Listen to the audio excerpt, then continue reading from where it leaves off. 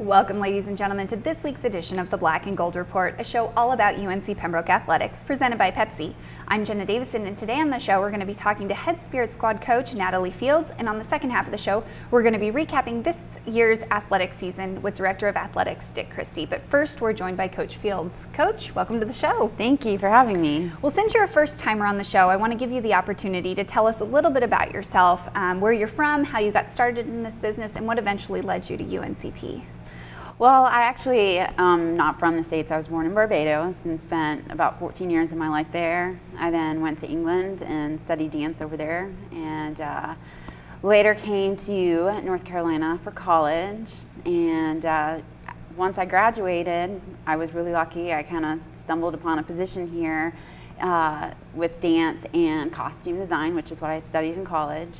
And it just kind of aligned, and here I was in UNC Pembroke at 23 teaching.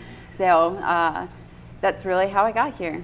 Well, you coach a non-traditional season other than the 12 head coaches at UNCP, in that your athletes are creating a better student-athlete experience and atmosphere, primarily in the fall at football games and then in the wintertime during basketball season, while also doing appearances at functions throughout the entire year.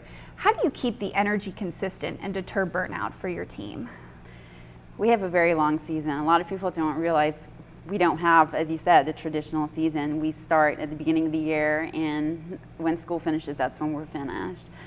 So really, my first year, it was really hard to try and understand that timeline.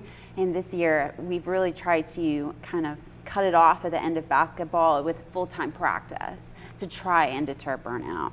We still are attending functions, but we're now really trying to study a lot more, focus on the grades. So it's really just kind of study hall and workouts for right now, practice a little less. Well, a few years ago, UNCP Athletics made the decision to offer one large team that encompassed cheerleading and dance called the Spirit Squad.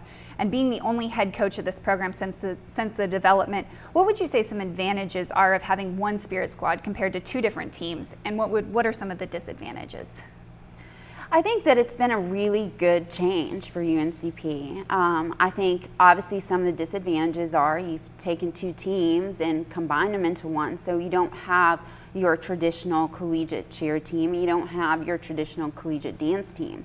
I think the advantages are, though, that students are having to find new ways of doing things or new skills. So dancers are having to cheer and cheerleaders are having to dance, and it's been really quite exciting.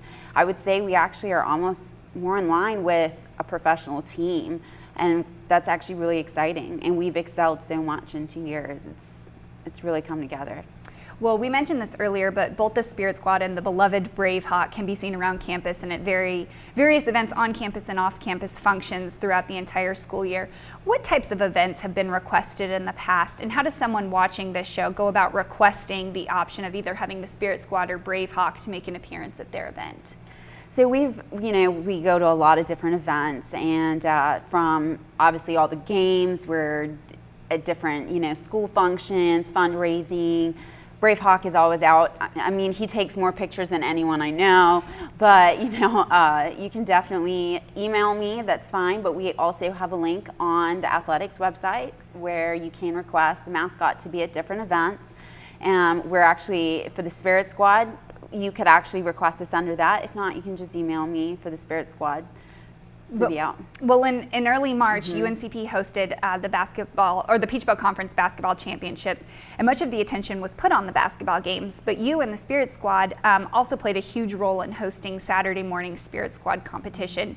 How much planning went into making that event a success, and walk us through your team getting prepared for that competition? It was a lot of work.